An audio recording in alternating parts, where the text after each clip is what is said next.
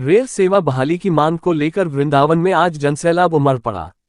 Vrindavan rail बचाओ मोर्चा के banner तले सैकड़ों स्थानीय निवासी, व्यापारी, श्रद्धालु और युवाओं ने रंगनाथ मंदिर के निकट एकजुट होकर जोरदार प्रदर्शन किया।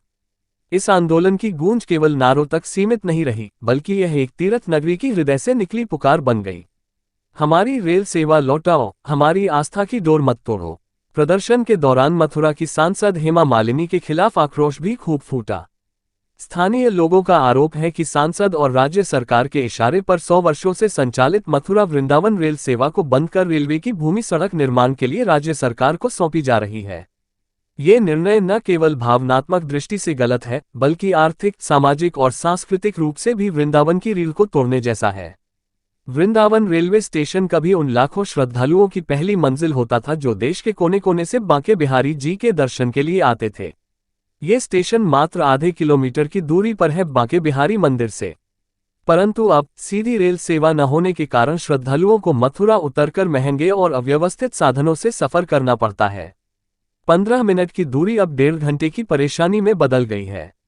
इससे तीर्थयात्रा अब सुविधा से नहीं, संघर्ष से जुड़ गई है। 2014 में शुरू हुआ ब्रॉड गेज प्रोजेक्ट 402 करोड़ की लागत से वृंदावन वासियों के लिए नई उम्मीद लेकर आया था। स्टेशन तोड़ा गया, लाइनें उखाड़ी गईं, सैकड़ों गरीबों के घर उजाड़ दिए गए। लेकिन जैसे ही ये परियोजना भूमाफियाओं के अवैध कब्जों से टकराई, सब कुछ थम गया। आज जब रेल मंत्रालय इस प्रोजेक्ट को स्थायी रूप से बंद करने की बात कर रहा है, तो सवाल उठता है कि क्या गरीबों के बलिदान व्यर्थ थे? क्या आस्था की जमीन पर सिर्फ रसूखदारों का अधिकार है? मथुरा से वृंदावन तक फैली रेलवे की 12 किलोमीटर लंबी 200 फीट चौड़ी जमीन सिर्फ एक ट्रैक नहीं, बल्कि विकास की धड़कन है। इसे यार्ड के रूप में विकसित किया जा सकता है, जिससे मथुरा जंक्शन की भीड़ कम होगी और रेलगाड़ियां वृंदावन में खड़ी की जा सकेंगी। वृंदावन की विशाल मूर्ति श्रृंगार सामग्री की मंडियों के व्यापारियों के लिए रेल सेवा जीवन रेखा है, जिससे उनका व्यापार देश भर में फैल सकता है। रेल सेवा बंद होने से केवल श्रद्धालुओं को ही नहीं, व्यापारियों को भी भारी नुकसान हो रहा है। रेल प्रोजेक्ट के रुकने से सबसे बड़ा लाभ उन भूमाफियाओं को होगा जिन्होंने रेलवे की जमीन पर अवैध कब्जा कर रखा है।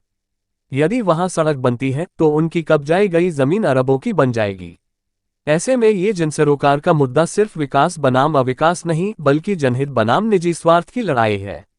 वृंदावन रेल बचाओ मोर्चा का कहना है कि यह आंदोलन केवल एक रेल लाइन के लिए नहीं है, ये हमारी पहचान, हमारी विरासत और हमारी भविष्य की पीढ़ियों के लिए है।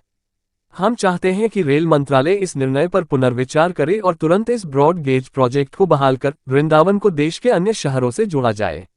सरकार से अपील है कि वह सबका साथ, सबका विकास की नीति का पालन करते हुए वृंदावनवासियों की भावनाओं का सम्मान करे, क्योंकि सरकार का काम जनसेवा है, जनभावनाओं की उपेक्षा नहीं। वृंदावन बोलेगा जब रेल चलेगी, विकास की राह यहीं से निकलेगी।